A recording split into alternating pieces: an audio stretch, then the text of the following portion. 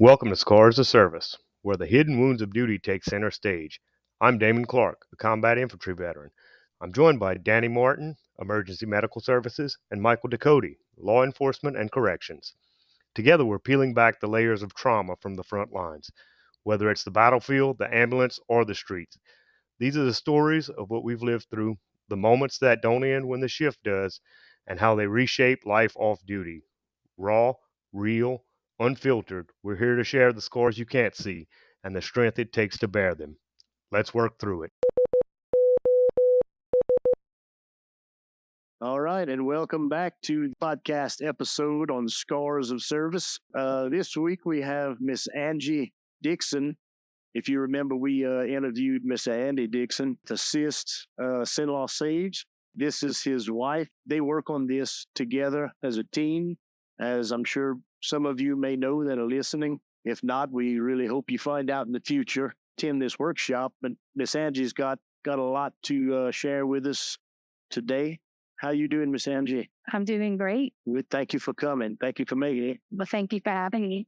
We got Danny and Damon sitting in. How y'all doing, guys? Doing good. Doing well. Well, let's get rolling with it. All right, Miss Angie. So, like Mike said, we interviewed Mr. Andy, and he had give us his story on losing a son to suicide, and he went in depth with it. Very good story, very touching story.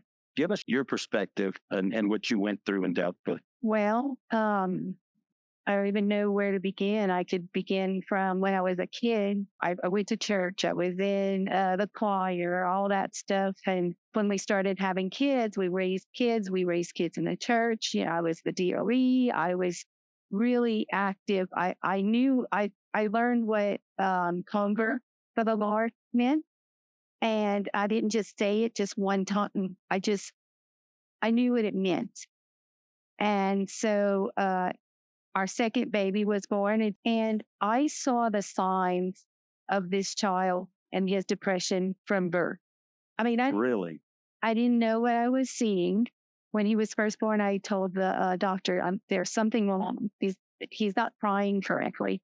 And so the doctor kept him for observation, saw nothing, sent him home. During infancy, he had this blank stare. Again, the doctor said, well, that's just personality. He's taking things in. He'll know what to do when he starts walking. So his umbilical cord did not fall off for 5 months. I knew what to do. We knew what to do. We took 3 prenatal classes to know how to take, like we wanted to be those parents, open the book, that this is what's going on. And so we knew what to do. The doctor researched and found that it's either an immune disorder or some kind of anatomy is missing, and he had all his fingers and toes. He wasn't sick. It could have been a fluke, but all these other symptoms that I'm seeing, it could have been a symptom of depression. Where Yale did this study, 3 test subjects, 1 no mental health concerns, 1 mental health, the other one mental health concerns, but no suicide ideations, and the third group suicide ideations. Well, the gray brain matter for the people with suicide ideations was different than the people who had mental health concerns and the healthy people. Yeah. And so the conclusion was that that's the part of the brain that processes emotions. And so the conclusion was that if someone reaches their max, whatever it is, suicide kicks in. Really? It could have been that, I don't know. Yeah. But so all of his life, I'm seeing things that when he was in 7th grade, I drove his 12-passenger and cool van, and I coached a lot of sports and we did a lot of things. And when he turned 7th grade, he didn't play soccer anymore. I coached soccer. He didn't play soccer anymore. He started coaching soccer because his friends that age group stopped playing. His friends would pile up in my van and come home. They were excited to come to our house. 7th grade, he stopped wanting those people to come to our house. And I talked to them. He said that they weren't friends anymore. They didn't like him, and I'm thinking bullying, but he never said bullying. I'm just thinking he's the band nerd and they're the theater, and the 2 groups they had different interests. I'm just seeing all these things. I don't know for sure, but it aligns with depression. All that I saw in 8th grade, his brother graduated high school. He idolized his brother. And so when his brother went away to college, he started getting angry. And I'm thinking, I can't wait for him to outgrow this puberty stage, or I'm thinking I'm a bad mom, or what am I saying wrong? Am I hurt his feelings? I have no idea. And we didn't want to tell anyone because we don't want him to be labeled and, we'll get past it. And no one else saw. He was the good student, It continued. And at the end of the ninth grade year, we fixed it again. We changed schools. We're always fixing things. And it helped a little bit. And he decided he wanted to go to YCP. So against my everything, because I knew his heart, he had this kind. If anybody asked him to do anything that made his day, he had a lawn service. He did all kinds of things. He volunteered and teamed on religious retreats like SALT and things like that, and went to Steubenville. He went to YCP, and I had to unenroll him from the school. And the counselor told me that I was ruining his education, that he was a model student who was working towards college, and he wasn't going to get his high school diploma. He was just going to get his HISET. And he helped other people. He smiled. He was respectful, all those things. We still sent him. And it took me a long time to admit. I'm thinking that the counselors were trained to help troubled youth. And so they would help him and we wouldn't have to tell anybody. But they didn't see anything. He saw 4 counselors. And they made him a counselor of his platoon. And after he died, we found out that he helped a lot of his platoon. And he even talked one out of suicide fund, but he took nothing himself. He with honors, he had a scholarship and all that stuff, and all the things that you could get, he had. He was doing a lot better, and he started giving things away. Didn't know that at the time, but he started giving things away to his sister. That is a sign. The week before he died 2 months after he came on.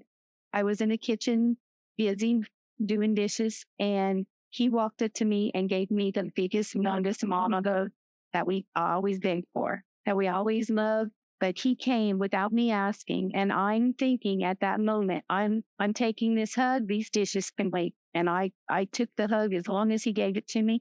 And it's a gift. Like I can still remember his slim body. He was 6'2", my face was in his neck. I could just still, it's a gift. And he did it twice. But that's a sign. He could have been telling me goodbye. Yes. What parent can see from birth all of these symptoms? And so 10 years before he died, I had 2 dreams. The first dream was somebody died in my living room. I didn't know who it was. And the third night, and I never told anybody until way after he died, way after the meeting started doing this. I never told anybody. But the first dream was somebody died. The third night, I was able to surrender that person to Jesus. I knew what farewell meant. And it was like this beautiful, eternal vacation. I'm so happy for this person. It was like just beautiful light, beautiful, eternal. There's no earthly name for it, how beautiful it was. And I wasn't sad. It was just farewell. And the second dream that the devil was right in front of me, I wasn't scared. I confessed my loyalty with the Lord's Prayer. And the third night it meant. And so when Adam died, for his weight, it was healing because we were numb. Our community came together and they were Catholic. So it would say the rosary. And all I know is they came up to me at least 3 times and said, hey, can we push back the rosary 30 minutes because there's so many. And we are meeting these people saying, Adam saying, Adam was there when I needed it most. And we didn't know all these people. Even the older people that say, Adam really helped my husband, Lord. And that is true because he'd sometimes come back and tell me, Mama, I can't cut their grass because they want to bring me something to drink and talk a long time. And so it's keeping me from doing my job. Anyway, so the next day is the funeral.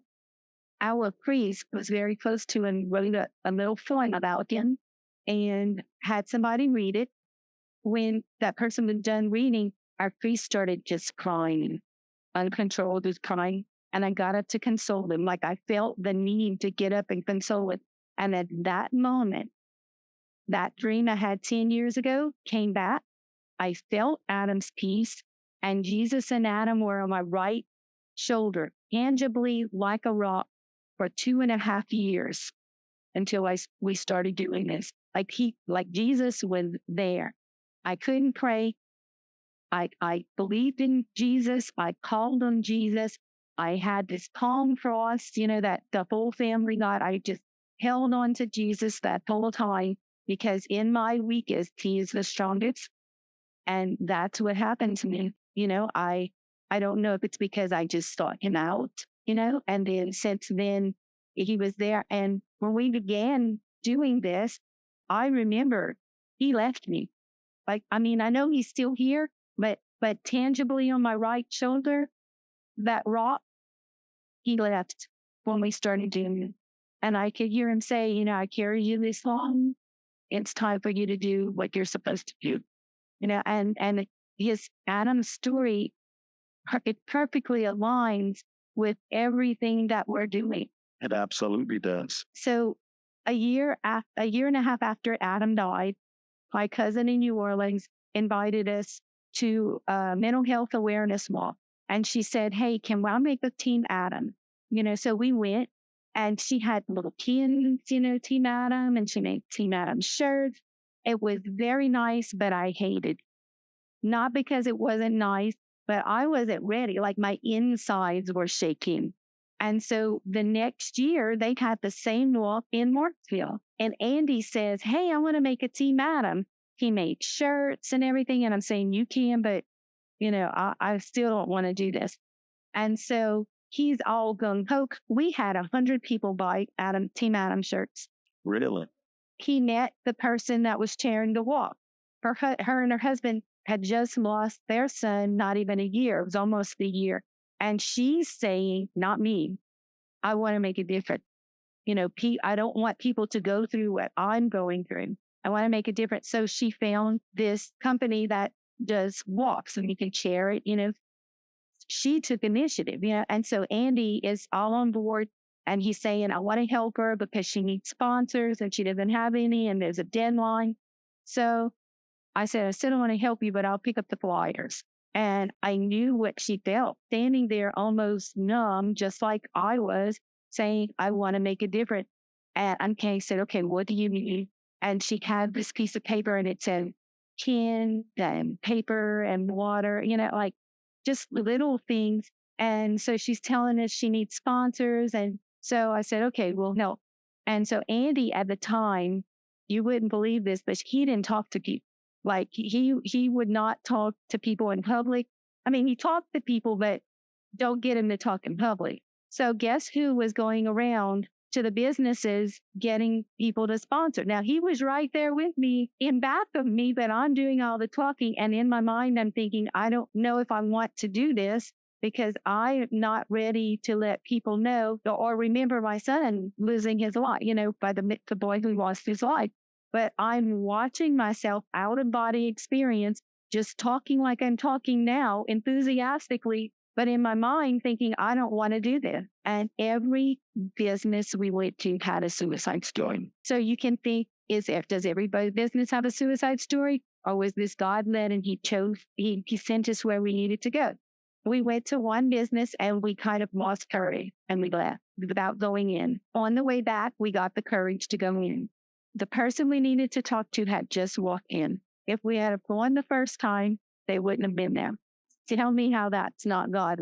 So we raised $26,000 in 2 weeks. Wow. And That's exceptional. Yeah. We wanted to have, not just have a walk once a year.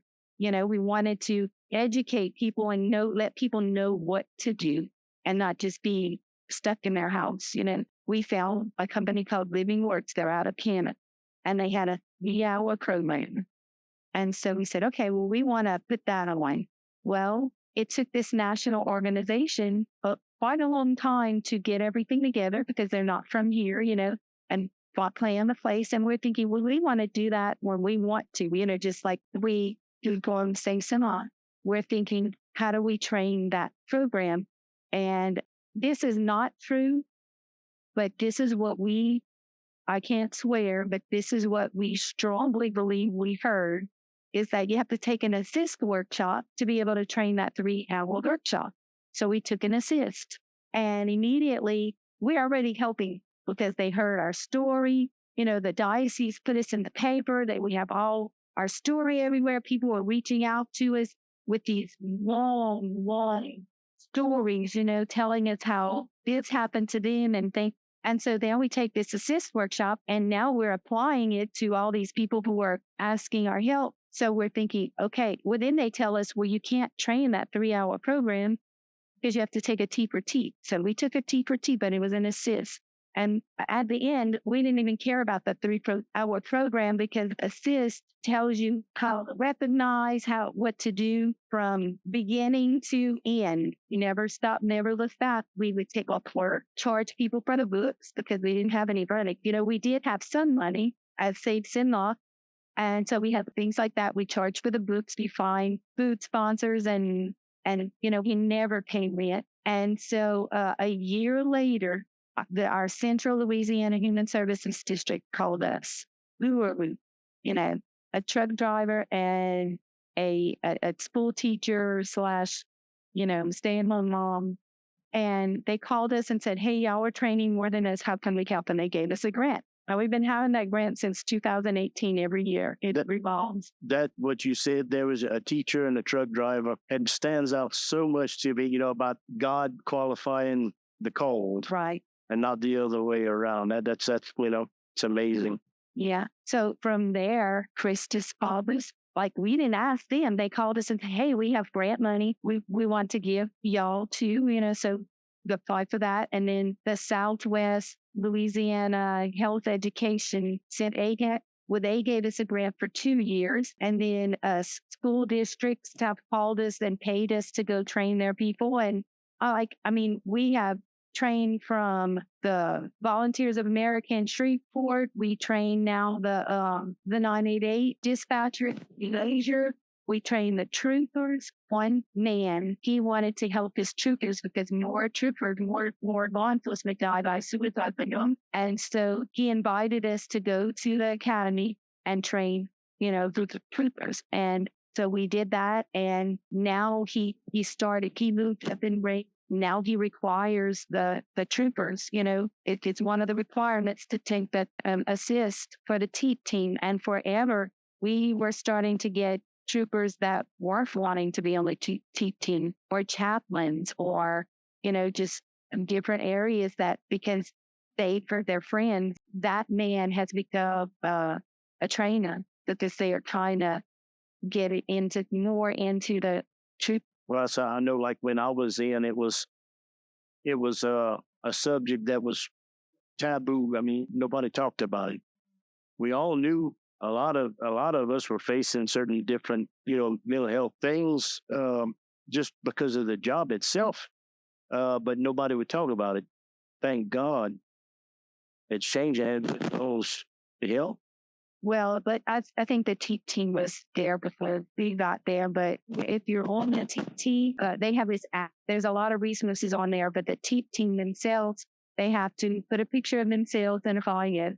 And then if the trooper or any kind of first responder needs help, they go look at all the pictures and all the bios, whoever they can feel like they can relate to, they talk to that person, and it's opposite of goodbye. They are required by law not to sing. They cannot say what they've heard. The only thing they can repeat is if they feel like they're about to die, or they have killed, or they are going to kill someone else. Yeah, anything life-threatening. But other than that, they cannot, by law, they'll get in trouble if they, even in the judicial system, they cannot repeat what they. That's amazing. Yeah, I wish more law enforcement or, first responders would have some kind of safety net like that. Yeah. See, at the time when I was get out of the Army, with the briefings we had, especially after deployment, it was more about us not hurting other people. They really didn't touch too much on hurting ourselves, but it was infantry coming back from, let's just say we didn't get any USO tours to places we went. But I can see, we worked with a lot of military, and, you're trained to protect our country, and you come back and you feel this brotherhood. I mean, you can say that better than me. And you come back and now you lost that brotherhood and you don't know your place and nobody addresses you. You have lost all these comrades and suck it up too. When I would go to VA, this is like 2008, 2009, go to VA and you start talking about this, and you get to be where you're very careful with your words because you're scared to get committed. Because it's a one size fits all. Yep, that's right. One pill, here's the pills that'll fix you. And if you say the wrong things, you're going to be committed. Our PC, yep. Yep. But that makes me think, to Miss Angie, with up to there and after Adam went on with your personal, I think we talked about it with Mr. Andy. He shared his personal thoughts and certain things, that signs. And how did your mental health journey go personally? That was my personal journey. I held on to that cross and to Jesus. And I can and a lot of people say, and we teach, no one is safe from suicide thoughts. We can all, anybody can have suicide thoughts. No one is safe. It took me a long time. And actually, this is the first time I'm ever telling anyone I've never had suicide. I can say that right after he died, we even threw the mattresses on the floor and the whole thing, we slept together. We did everything but go to the bathroom together. Like we were, I'm not a tattoo person, but all my kids have tattoos and our son has tattoos. And at the time, they were young. And so we even went to the tattoo parlor, and I'm picking out a tattoo for our son. And, it wasn't against, it was out of my character, but I'm in the tattoo parlor together. I mean, we did everything together. We were in the vehicle one time, and I'm thinking, you know what? If God just lets us wreck, we can all die together. I'm thinking that, I would never have done it myself, but I did think that, so is that a form of suicide? I was just hoping to just, because it was very painful. And I was thinking, if none of us are here, but I'm not going to leave without any of the others. Right. It would have to be we're all together and we all die together. Yeah. In a perfect world. Well, that's what, it just came across. And, because it was very painful. And, I didn't know what to do. And I'm glad I had Jesus, because I didn't know what else to do. It was like labor, except labor in. I mean, I know you're not women, but labor is very intense. And I had my kids all no epidural or anything like that. And at the end, it's very, very intense, I'll tell you. But it ends, that didn't end. It was just a constant pain, I couldn't get out of it. I was just stuck in that pain. I remember that the day that we had the funeral for my little girl, and everything was over with, and all the people left, and then I went home and I sat down on the sofa. That heart-wrenching, soul-crushing pain. I don't know, you can't describe it. Yeah, where do I go from here? And I think mine's kind of similar to that. A few days later, I had to go play music at church again in St. Mary's in Cottonport. And it came down to a decision. I said, well, I'm either going to do it, I'm going to go this way, or I'm going to go that way. Either way, then I'm going to give it my all. I picked my guitar up, I went back, and I said, I guess, I think Jesus is going to be the better choice, But I could have seen where it's so easily it came. I guess for me, it's come down to just a decision. Right. I could have decided very easily to go in a corner and shrivel up and die. And I'm not. And so right now at this moment, I know that when I get to heaven, I can't wait to see Jesus. And I'm going to see Adam, and Adam's going to love me just as much as he loves everybody else. and I'm going to let him I'm going to remember him that he was my son, but I'm not going to feel for love for him that I did. And so it was a privilege to be his mom.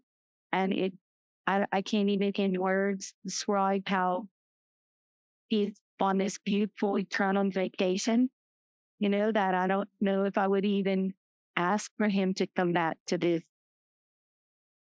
And I agree with you. But it still hurts because I'm always thinking, well, how would our life do it? Would we have more grandchildren? Would we have another daughter? And, what would he be doing? His whole future was planned out.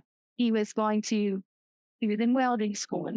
And then in the fall, he was registered to go for a year for DMT.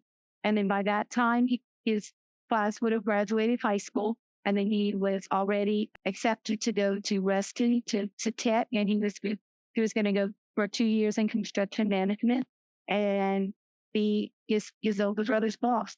His brother had just bought a camper because he could turn around with that in mind. He planned on Adam living with him and working together. And so he bought the camper with bedrooms on opposite sides. Wow. Yeah, it was all flattened out. Okay, I want to say something with what you just said.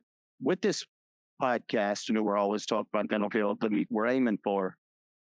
You just said his whole future was planned. For listeners out there, this is a learning curve. Don't ever tell somebody if they need you to listen or need to talk to you. Don't ever tell somebody, well, look what you got going for you. Look, what has you want to commit suicide? Like the story you just told about. I have so many times in my own life heard, not even having a life or a future planned out to that degree. I've heard too many times, what the hell? Why? Why would you want to commit suicide? Look what you have going. Look what other people don't have that. Don't ever do that, because mental health is something that, and another thing that just ticks me off with mental health is you walk in with a gunshot wound, everybody wants to run to you. You walk in with mental health, they can't see it. So I don't think it's that serious. It is. It's every bit as serious as a gunshot wound. It's just as painful. So one of my examples is, have you ever stubbed your toe? Can you have a rational, calm conversation when you stub your toe? Well, I had my thumb smashed by a force in a metal stall gate. And I was scared to look at it because I didn't know if I had a thumb. It hurt so bad. And our daughter was standing right next to me.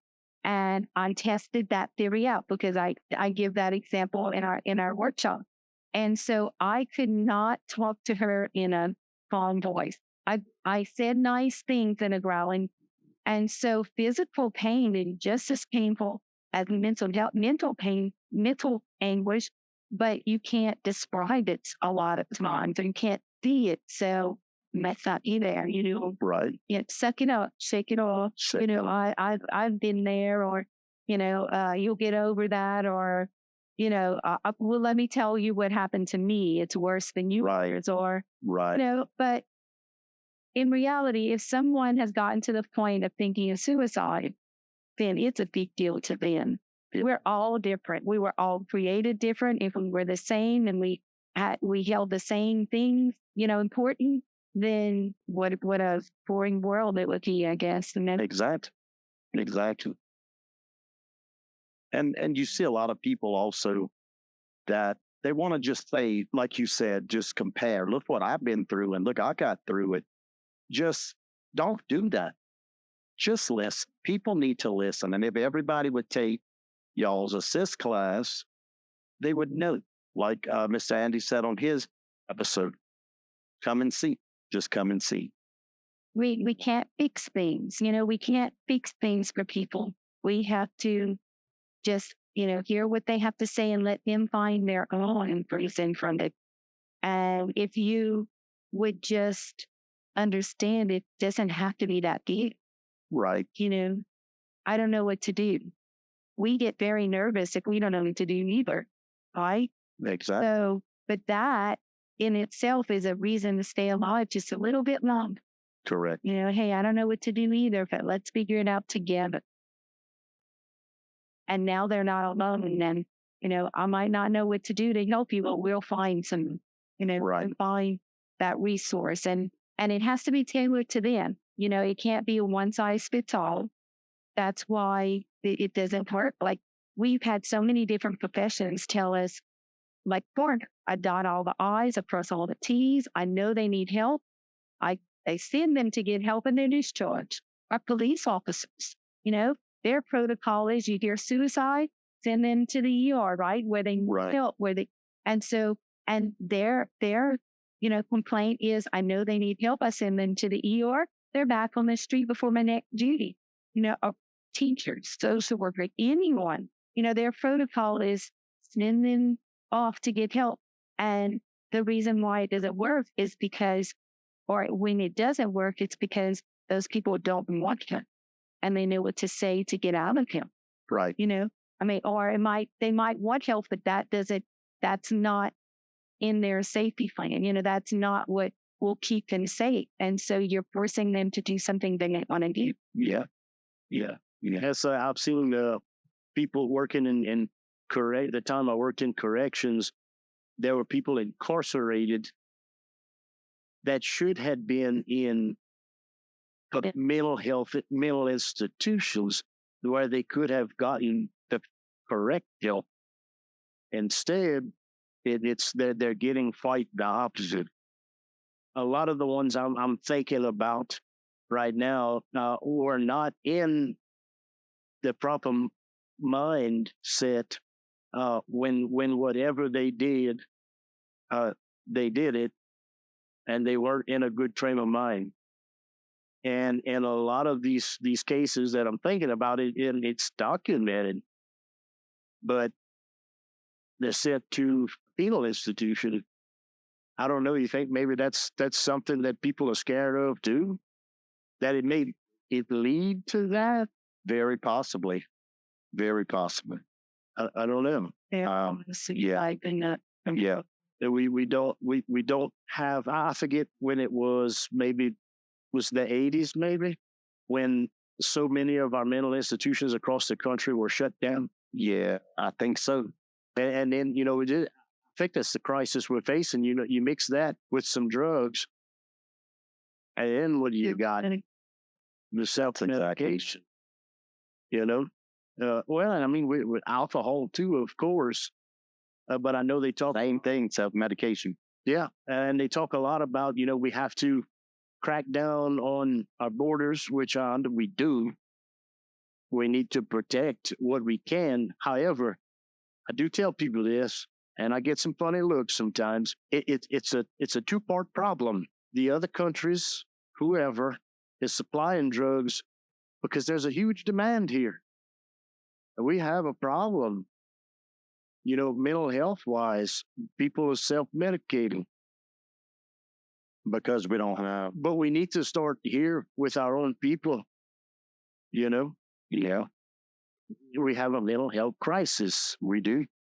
And see, we're younger and younger getting on certain stuff. Like just, for example, I was reading something the other day where it was saying chronic marijuana use in young males when they're still developing, 16, 17-year-old, can lead to psychosis. Yes. Absolutely. Psychosis, which can in turn go to schizophrenia, bipolar. And it's like they get on it, they think of it as a relief, they get stuck on it. And because their brain's not fully developed, it starts making the changes that don't need to be made. Yep. And it causes problems. And it's good to see that we have come a long ways with mental health. We have. And people need to understand, because, not everybody, like you said, compare you and Mr. Andy. His mind went to suicide. Your mind did. People need to understand. One thing I have noticed a lot is people that don't have the mental issues that others do, whether they have what other people think the perfect life, they don't understand it. But just because you don't understand it, don't clown it either. And what I'm getting at by that is I have one of my best friends, love like my next breath. But she posts a lot of, you're down and your life is what it is by choice. If you can choose, no. Nope. My life has mental health in it.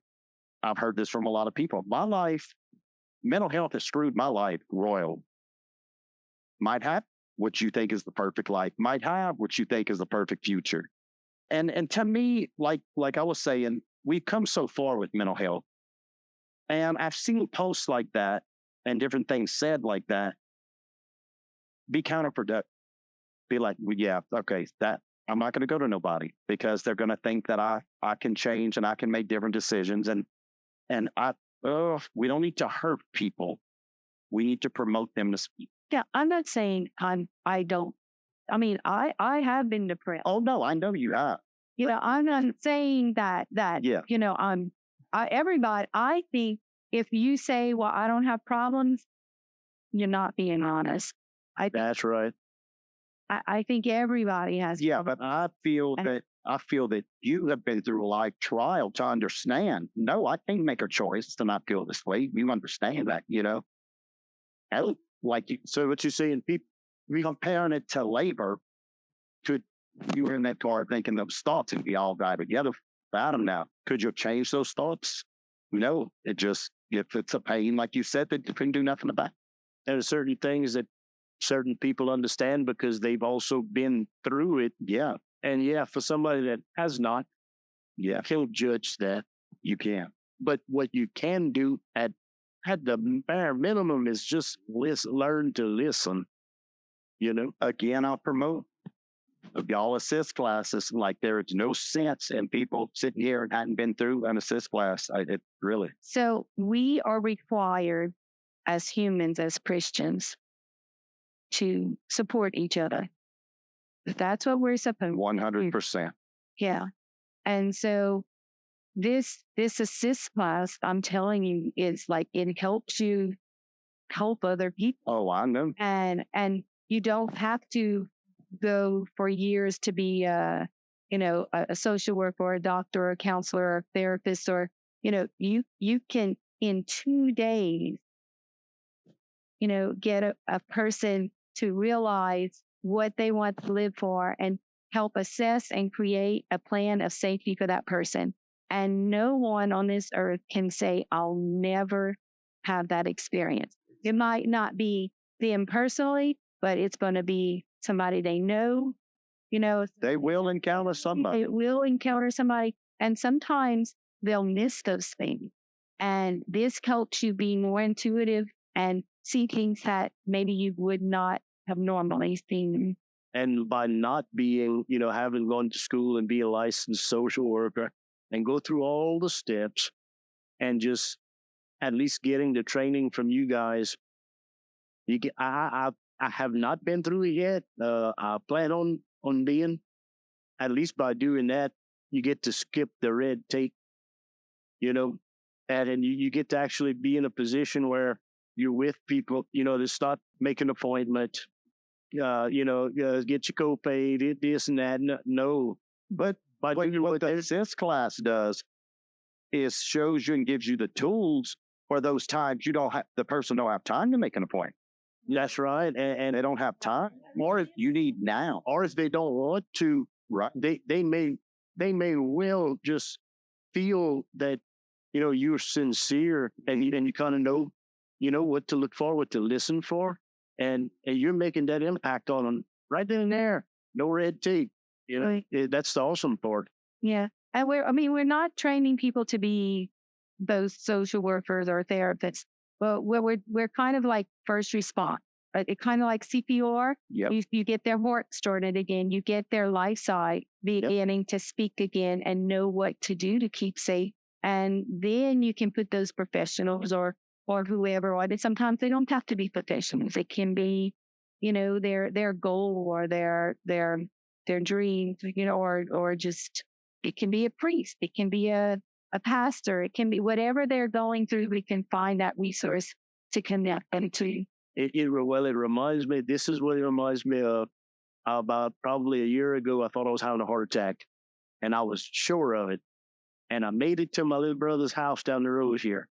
And I got him out the house by 4:00 in the morning. So he called 911. Acadian pulls up, and Mike gets out, and I'm dying. I'm thinking, this is it. I'm dying right here. He get me in the ambulance. Mike checks me out. He's like, kind of concerned this. So he gave me some shots or something like, Mike, this is it, huh? He said, listen here, but you gonna be okay. And I'm looking at him, and it's intense. And I'm, with every fiber of being, I'm depending on this guy to try to save my life. I don't remember anything else the entire rest of the day. The doctor, I saw 3 or 4 doctors, ran tests, all kinds of, I don't remember none of that, but I remember staring up at him in that ambulance. He was the first one there. And it's just, that made it made an impact on me, He made a connection. I'm going to help. Yeah, that's right. That's right. And that's what you guys can do through the workshop. That's in my mind. That's how I see it. That's what it's creating. It's giving people the opportunity to be that person. Well, we are not taking credit for any of this. No, and I'm scared to even say, hey, it's me doing this. I don't want to say it. I don't want to take credit for this. None of this is our doing. Like even down to we found A.S.I.S.T, he gave it to me. Yep. He gave us the resources to be able to bring it to other. He gives us the circumstances that we're in to help other people. So I will not take credit for any of this. This is not us at all. It's bigger than that. And I think that I'm grateful that I have even been a part of him changing the mental health.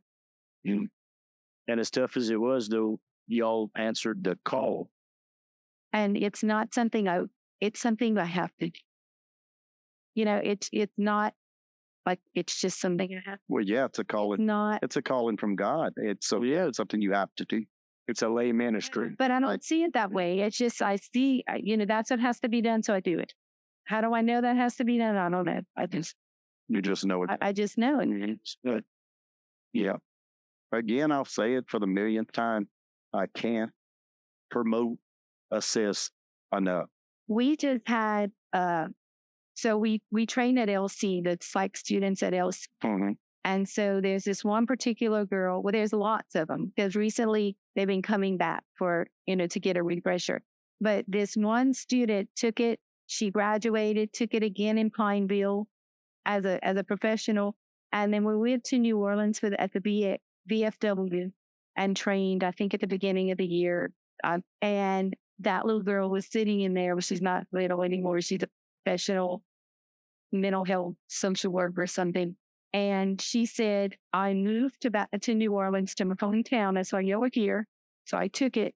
And she said, I'm going to take it every time I can because my colleagues are always asking my advice because I use this and it works. And they see that. So they ask my advice. And I mean, we could tell you story like that.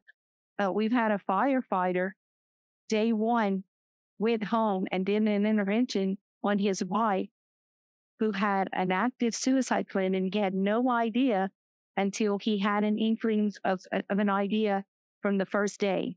And so he went home, did that intervention, and she could have died by suicide if he wouldn't have taken that path. I wish I'd have had it. After my last baby was born, we left the hospital and something wasn't right with my wife. And she didn't tell me till 2 years after, we had a heated discussion. All of my family, everybody let me leave the hospital like that. And I was feeling this way and that way. Which you would have recognized it had you taken an A.S.I.S.T. Which I would have recognized, which you would have. But so many women, they don't know about postpartum, and then they have the baby and then they don't want the baby. And then they're feeling all these things and they're embarrassed because, who doesn't want to love their baby, and they're feeling all these things. They don't say anything because they have no idea about postpartum. And then I've done an intervention on, I don't know how many postpartum women.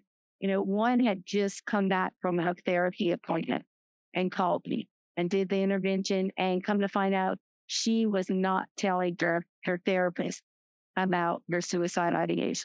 And so we're on the safe plan because there's so many ports to this framework.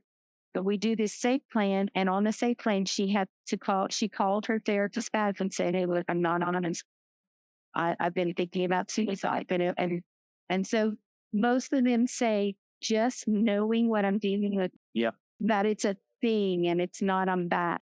Yeah, that it's a thing, and that you're not just horrible at first. And Yeah, there's no excuse for anybody to. yeah, I know, Danny. I'm getting the hint. And there's another part of the A.S.I.S.T class that once y'all would take it would be if somebody reached out to me and we're talking and I'm doing the intervention and it's military, hardcore military, I can very easily say, look, I have someone more fit to help you and hand it over to you to where I would feel it would make A.S.I.S.T so much more valuable to you. So much. That's what I was going to say. That it kind of makes me feel that I need more tools in my toolbox for this. I think this intervention on Damon went well tonight. I think we got it. We got 3. Yeah, you definitely saw the shoes I had fit you. But yeah, and I know you're going to take one. Yeah, so definitely. And the only way I can convince you is just take the workshop and you'll see for yourself.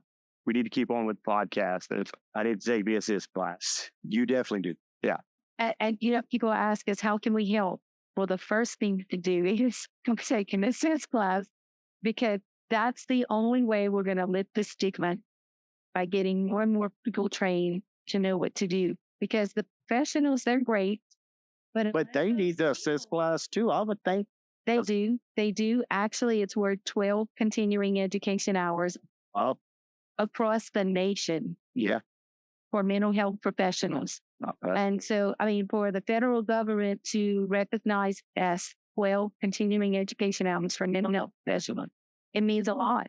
But then yes, we also train 16-year-olds and anybody between. And when we come as a community, sometimes we have those teenagers, like police officers with all the different professions. And that is such a good class, because they're glad that they hear from each other. And one time we were in this workshop and they had all these different professions, and during break, they're collaborating with it's perfect what we want to happen. They're collaborating. How can we work together, all to help someone? So all these different professions, but the teachers and the law enforcement and the medical, they're all working together. And that's what it's all about, because actually the professionals can't help if they're not sought after, and a lot of times people just struggle in silence because of all the different reasons that you're mentioning, and they possibly act on their own because they don't get help. Yeah. And I just took the A.S.I.S.T class this past February, and the tools that y'all offer and give were so valuable. And I've used since. And like I said, it's been this year, February, and it was so interesting. And just to make sure that I'll get nothing and refresh on it, I'm already, like I said, signed up for y'all one in October in the same year. And I'm going to sign up for another one probably at the beginning of next year. And you know how many people have said that? I'm going to take it every time I have an opportunity, because you learn something different. It's like reading. I'm sure, yeah. It's like reading a book. You get it the first time, and you're sitting there and you're not sure what to expect. So you might miss things because you're kind of nervous and you don't know what to expect. And then that second time, you know what to expect. So you add to what you learned the first time, and it's just. Yeah, I could see that. And, I have to mention again, like I did with Mr. Andy's podcast, they feed you. They feed you well. Especially in the oil. No. Folks around here, yeah. Folks around here should come out, at least with that. We have no problem getting good food in the oil. That's right. Both dates. And I'll just be one. And then you get all cut. We don't promise you get away the same when you leave. No, that's right. That's right. Snacks and everything. Yeah. Well, I guess that ends this. I hate to see you guys go. This has been a good one. Thank you. Thank you, Miss Angie, for sharing. Yeah, thank you, Miss Angie. You're welcome. I just need people to know, when you help someone, you can't put your beliefs into that intervention, because, what if you meet someone who doesn't believe? like you do. You know, I don't believe that God is an attitude. I believe that God is everything. But if I meet somebody who doesn't believe that, it's our job to plant the seed at least. Right. So, but if I can't do that, they don't align with how I believe, I need to put that aside just to be able to keep them alive so they can one day, if they do, to have a chance to believe in God, go to Jesus. But I believe everything that has happened is all in God's hands. And I don't want people to believe, not believe that for a second. Right. God had everything to do with this. Yeah. He from it. No matter what. I truly believe that even in our pains. I mean, look at Jesus. He suffered tremendously for the greater good of all. Yeah. He opened the gates of heaven so we can get to heaven in his tragedy. All right, guys. Well, thank y'all for tuning in to this podcast. Hope you enjoyed it. Please reach out. Miss Angie, would you like to give again the information you have for workshops, phone numbers or emails where y'all can be contacted? Yeah, so you can get anything we have to offer at savecenla.com. You can find our phone number. You can find our calendar for A.S.I.S.T. You can find resource. We strongly believe in this mental health test. It measures depression, anxiety, and stress level in bar graph form. We have that on there. You just press take test. Like there's lots of resources there. We're about to have a 5K mental health awareness walk, so we have our own now. We honor the veteran. 16 veterans lose their lives a day to suicide. And so we have a pair of combat boots, 16 pair of combat boots at that walk, and we get volunteers to carry a pair, 16 volunteers to carry a pair around the 5K just in honor of veteran. The VFW comes out. The VA comes out. They have VOAs coming out and 988 and I know I'm missing some, but we have a office. We have a lot of mental health or resources coming out. We have people who have lost a loved one to suicide coming out, and it's a 5K, so they can race. If they race and register early, they get a racer shirt that fits them. Otherwise, I'll order it and mail it to them. But there's 6 categories. They can race, they can run, they'll hear testimonies. We have 5 good speakers this time giving their testimonies about what happened to them and how A.S.I.S.T helped them. And we have a butterfly relief. At the end, it's like a memorial. Now, people will go and if they lost a loved one, they'll put their name on this memorial list of their butterfly. They can purchase more if they want, but they get a good one for each person on the list. And at the end, we call them out, the list, and as the families hear that loved one's name, they release the butterfly and honor them. We have story boards and prayer nets and food, and just it's a really good event. We have a fun jump and bubbles and stuff for the kids and cotton candy and popcorn and all this stuff. And Angie, that's why we had started this podcast. I had wanted to try to get a group of guys together once a month to try to talk, in the different services, because I felt I didn't have anybody that could really relate to my situation. And then I talked to these guys and decided to form this podcast. But the reason that I wanted to get them together was for us to, cook a supper, visit, but also at this meeting have information available to give for whoever needed it. So y'all have access to a whole bunch of different resources for you guys listening out there. Anybody in the fields of service, just reach out to it at savecenla.com for anybody, some kind of help, somewhere they can reach. We can find out. 988 actually also is a resource center. 211 is a resource center. So you can call 988 if you just need to talk. or if you're thinking of suicide, it doesn't have to be about suicide. It can be you were triggered by something, or you had an argument with your significant other, or the person that you go to, and you just want to talk in the middle of the night. Whenever you can call them or you can text them, and they will listen to you as long as you need.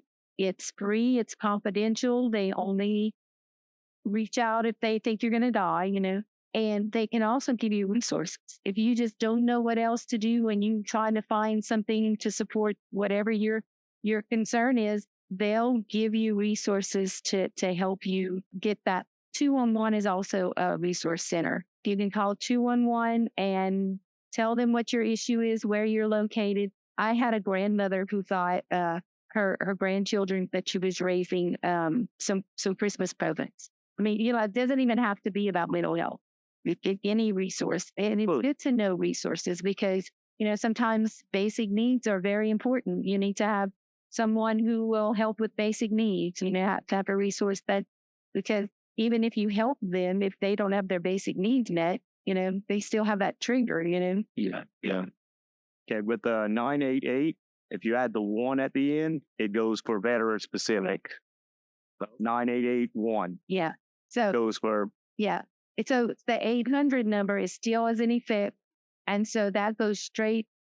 They have an 800 number just for veterans, and it goes straight to the VA. Yeah. But if you call 988, you press 1, and then it goes to the 800 number. But it's easier to remember 988, and it works the same if you text. All right. Well, thank you all guys for getting this together today. And for our listeners out there, thank y'all for tuning in. Stay tuned for the next episode.